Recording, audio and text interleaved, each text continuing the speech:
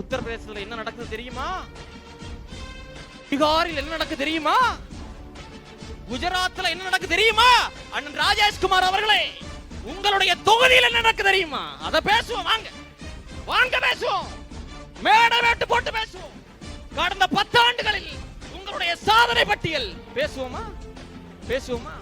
அத்தனையும் நாடகம், விளம்பரம், விளம்பர அரசியல். அதை தாண்டி ஒண்ணு இல்ல. சொன்னார்களே எனக்கு முன்னாடி பேசியவர்கள், 1 லட்சம் ரூபாய்க்கு திட்டம்னா 50,000 ரூபாய்க்கு விளம்பரம்.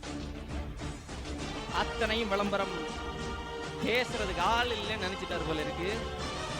உங்களுடைய நாடகங்கள் இத்தனை ஆண்டு காலம் கிள்ளியூர்ல ஈடுபட்டிருக்கலாம், இனி எடுபடாது.